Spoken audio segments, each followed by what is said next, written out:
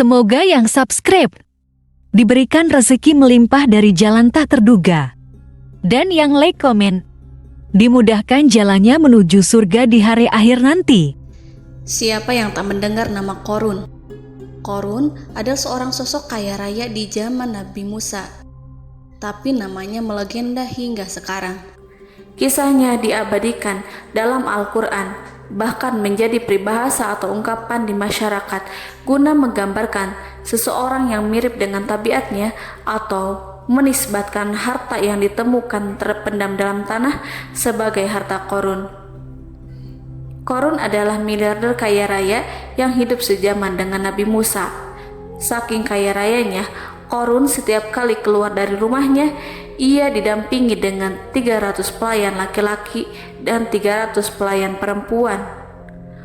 Qorun juga dikawal oleh 4.000 pengawal yang diiringi 4.000 binatang ternak, ditambah 60 ekor unta yang khusus membawa kunci-kunci gudang penyimpanan harta kekayaannya itu. Itu dilakukan semata-mata sebagai bentuk kesombongan bahwa dialah manusia paling kaya, paling terhormat, dan memiliki pengikut setia. Ia merasa lebih mulia dibandingkan Nabi Musa alaihissalam. Orang-orang tentu saja akan penasaran seberapa banyak harta kekayaan Qorun jika pengawal dan pembawa kunci gudang kekayaannya sebanyak itu. Lalu berapakah harta yang dimiliki Qorun yang disimpan dalam gudang-gudangnya tersebut? Sebelum saya melanjutkan, dimohon untuk menonton video ini sampai selesai supaya tidak ada kesalahpahaman dalam memahami isi cerita, serta mohon bantu channel ini semakin berkembang dengan cara tekan subscribe dan silahkan tinggalkan like serta komen positifnya. Semoga dukungan pemirsa Risalah Kehidupan bernilai pahala dan menjadi wasilah dimudahkannya segala urusan pemirsa sekalian. Pemirsa Risalah Kehidupan, di zaman sekarang banyak orang yang mengistilahkan rezeki yang tak terduga dengan istilah harta Qorun. Lalu dari manakah sumber harta kekayaan Qorun yang sangat luar biasa itu? Serta di manakah Qorun dan hartanya ditenggelamkan? Siapakah Qorun dan bagaimana kisahnya dengan Nabi Musa? Qorun merupakan kaum Nabi Musa alaihissalam. Disebutkan oleh Ibnu Jurayj, nama lengkap Qorun adalah Qorun ibnu Yashar, ibnu Qahis, ibnu Lawi, ibnu Yakub. Ia merupakan putra paman atau sepupu Nabi Musa alaihissalam. Pasalnya, Nabi Musa alaihissalam sendiri adalah putra Imran, sedangkan Imran adalah putra Qahis. Dengan kata lain, Qorun masih satu kakek dengan Nabi Musa alaihissalam, yakni kakek Qahis. Ia adalah umat Nabi Musa yang taat. Tidak hanya memiliki banyak harta, Qorun juga termasuk orang yang cerdas dan berilmu. Ia menguasai ilmu duniawi dan ilmu ukhrawi, dan tercatat bahwa Qorun adalah ahli di bidang kimia. Dirinya tercatat sebagai ahli kitab Taurat setelah Nabi Musa. Kepandaian Qorun dalam ilmu agama membuat dirinya sering disebut dengan ilmu nawir atau orang yang memberi cahaya dan penerangan. Suaranya terkenal merdu dalam membaca kitab Taurat. Selain itu, Qorun juga lihai dalam berbisnis. Ia mengetahui trik investasi yang menguntungkan serta jalur perdagangan internasional yang strategis di zamannya.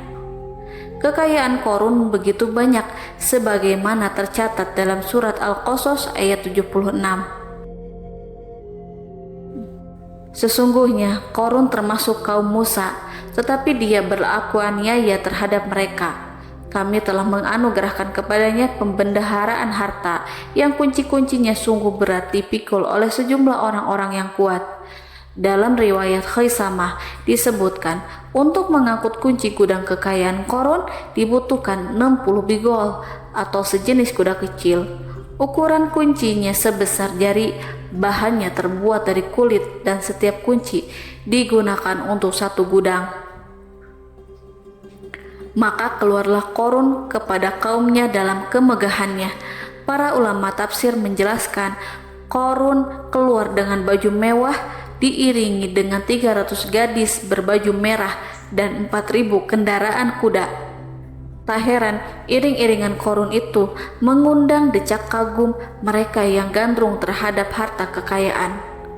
Sebagaimana yang terekam dalam Al-Quran, moga-moga kiranya kita mempunyai seperti apa yang telah diberikan kepada Korun. Sesungguhnya ia benar-benar mempunyai keberuntungan yang besar. Quran Surat Al-Qasas ayat 79. Namun tak sedikit kaumnya yang mengingatkan, dan ingatlah ketika kaumnya berkata, "Janganlah engkau terlalu bangga. Sesungguhnya Allah tidak menyukai orang-orang yang terlalu membanggakan diri atau disebut farihin." Sebagian ulama menafsirkan istilah farihin di sana juga berarti takabur atau zolim, berbuat kerusakan, arogan, dan tidak mau bersyukur terhadap nikmat. Korun dikisahkan memiliki ribuan gudang yang berisikan emas dan perak. Bila keluar rumah, Korun selalu berpakaian mewah dan dikawal oleh 600 pelayan. Ia diiringi 4.000 ekor kuda dan 60 ekor unta yang membawa kunci-kunci gudang kekayaannya. Namun sayang seribu sayang, Korun kemudian membangkang pada Nabi Musa dan menjadi pengikut setia Fir'aun. Mengenai dari mana asal-usul kekayaan Korun, ada beberapa riwayat yang memberitakan tentang asal-usul kekayaan Korun tersebut. Sumber pertama menyebutkan bahwa jauh sebelum memiliki kekayaan, Korun hanyalah seorang lelaki miskin yang tidak mampu menafkahi keluarganya sendiri. Anaknya sangat banyak. Lalu, suatu hari ketika Korun datang kepada Nabi Musa, ia meminta Nabi Musa alaihissalam untuk mendoakannya agar Allah memberikan harta benda yang banyak. Korun juga meminta Nabi Musa mengajarinya ilmu kimia dan ilmu-ilmu kehidupan lainnya. Korun dikenal sebagai orang yang soleh dan mengikuti ajaran Ibrahim dengan baik, sehingga tanpa pikir panjang Nabi Musa alaihissalam menyetujui permintaannya. Allah Subhanahu wa Ta'ala mengabulkan doa Nabi Musa. Korun diberikan kecerdasan luar biasa dan menguasai ilmu yang telah diajarkan kepadanya. Korun menguasai teori dan praktik pembuatan emas permata dan beragam perhiasan mewah lainnya. Ia juga pakar dalam ilmu arsitektur rancangan bangunan, penataan kota, dan lain sebagainya. Tidak lama setelah itu, hidupnya berubah. Korun pun hidup dengan bergelimbang harta. Ribuan gudang yang dimilikinya penuh dengan emas dan perak. Namun sayangnya, keberuntungan yang didapatkannya membuatnya gelap mata. Korun mulai hidup dengan penuh pamer, keangkuhan, dan penuh kesombongan. Kekayaan yang telah diberikan oleh Allah Subhanahu wa Ta'ala membuatnya lupa dengan Sang Maha Pemberi. Korun merasa lebih terhormat dan mulia dibandingkan Nabi Musa. Ia pun akhirnya membelot dan durhaka pada Nabi Musa. Ia mengingkari janji-janjinya dahulu dan beralih menjadi pengikut Fir'aun yang setia. Loyalitas Korun terhadap Fir'aun membuatnya diangkat menjadi kepala mandor yang membawahi ribuan pekerja. Dikisahkan bahwa Korun bersikap semena-mena terhadap para pekerja. Ia tega memotong upah mereka. Ia melakukan korupsi demi membangun istana dan kemegahannya sendiri, dan untuk membangun gudang-gudang penyimpanan harta yang telah ia kumpulkan jauh-jauh hari. Ketika datang perintah zakat, Nabi Musa alaihissalam pergi menemui Korun dan memerintahkannya mengeluarkan zakat sebesar 1 dinar dari setiap 1.000 dinar, 1 dirham dari setiap 1.000 dirham, 1 kambing dari setiap 1.000 kambing, dan seterusnya. Setelah Korun menghitung seluruh hartanya, ternyata jumlah zakatnya sangat besar. Kekikirannya pun mulai menghalangi hatinya untuk mengeluarkan zakat. Korun enggan membayar zakat ketika Nabi Musa alaihissalam menagih zakat yang diperintahkan oleh Allah untuk ditunaikannya. Ketika Korun diminta zakat, ia langsung marah dan tidak memberikan sedikit pun kekayaannya. Dia berpikir bahwa harta kekayaan yang dimilikinya didapat dari hasil kerja dan usahanya sendiri, dan tidak ada kaitannya dengan siapapun, termasuk Allah Subhanahu wa Ta'ala. Janji Korun untuk lebih taat beribadah dan membantu sesama jika diberi kekayaan oleh Allah dilupakannya. Dia mempergunakan kekayaannya tersebut dalam kesesatan, kezaliman, dan permusuhan, sehingga membuatnya menjadi sombong dan terlena. Orang-orang beriman pada masa itu sering menasehati Korun untuk bersyukur atas nikmat yang Allah berikan kepadanya, tetapi dia tidak mengindahkan nasihat tersebut. Dari sikapnya tersebut sudah jelas bahwa Korun tidak membutuhkan nasihat kebenaran, bahkan merasa tidak takut dengan ancaman Allah, sebab Korun merasa sudah memiliki segalanya. Korun merasa dirinya hebat dan pintar serta punya banyak pengikut setia, punya banyak pengawal dan merasa aman karena dekat dengan Raja Fir'aun. Korun berkata, "Sesungguhnya aku mendapatkan harta ini karena ilmu yang ada padaku." Korun sangat sombong. Ia merasa hartanya didapatkannya sendiri tanpa campur tangan dan kehendak Zat yang Maha Kaya, yakni Allah Subhanahu wa Ta'ala. Apakah Korun lupa ataukah ia tidak tahu bahwa Allah telah membinasakan orang-orang sombong sebelumnya, yang bahkan lebih kuat darinya, yang lebih kaya darinya, yang lebih banyak pengawalannya, lebih kokoh dan tak terkalahkan dibanding dirinya? Karena terdorong sifat kikir dan angkuh, maka Korun membuat rencana untuk melakukan tipu daya agar dia terlepas dari kewajiban membayar zakat. Dia ingin menjatuhkan nama baik dan citra baik Nabi Musa alaihissalam. Kemudian dia mengumpulkan tokoh-tokoh konglomerat Bani Israel. Ia berkata kepada mereka, "Wahai saudara-saudaraku, terhadap apa yang diperintahkan Musa untuk membayar zakat, apakah kalian akan mematuhinya? Sekarang dia hendak mengambil harta yang ada di tangan kalian, maka pikirkanlah suatu cara untuk menghindari perintahnya." Para pembesar-pembesar yang dipanggil kemudian menjawab, "Wahai paduka Korun, engkau lebih besar daripada kami akan melakukan apapun yang kau inginkan."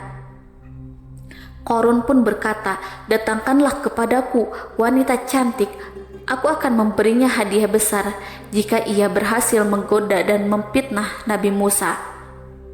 Ketika wanita cantik yang diinginkan datang, Korun memberikan kepadanya uang muka sebagai jaminan.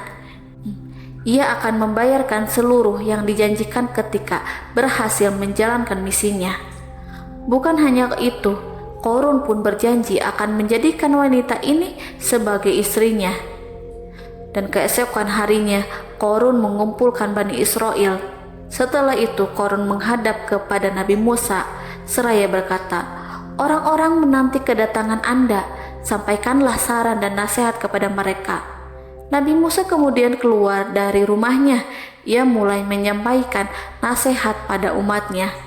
Di antara nasihatnya, beliau berkata, "Barang siapa yang mencuri, aku akan memotong tangannya. Barang siapa yang memfitnah, aku akan mencambuknya sebanyak 70 kali. Barang siapa yang tidak mempunyai istri dan dia berbuat zina, maka aku akan mencambuknya sebanyak 70 kali. Adapun barang siapa yang memiliki istri dan dia berbuat zina, aku akan rajam dia sampai mati." Korun kemudian berkata, "Apakah ini juga berlaku untuk Anda jika Anda sendiri yang berbuat zina? Apakah Anda akan menerima hukumannya?" Kemudian Nabi Musa menjawab, "Ya, meskipun saya sendiri yang melakukannya." Maka kemudian Korun memanggil wanita yang telah dibayarnya. Wanita itu berdiri di depan Nabi Musa dan Bani Israel yang telah berkumpul. Dia mengaku sedang hamil karena telah berhubungan badan dengan Nabi Musa. Maka marahlah Nabi Musa atas fitnah kejam yang diarahkan kepadanya. Kemudian Nabi Musa melakukan sholat 2 rakaat, lalu mendatangi wanita itu dan menyumpahnya agar mengatakan siapa yang menyuruhnya. Wanita itu menjadi ketakutan. Ia gemetar di depan Nabi Musa dan dia mengaku bahwa yang menyuruhnya adalah Korun. Lalu wanita itu bertaubat dan meminta maaf kepada Nabi Musa. Seketika Nabi Musa bersujud seraya berdoa kepada Allah untuk menimpakan azab kepada Qarun.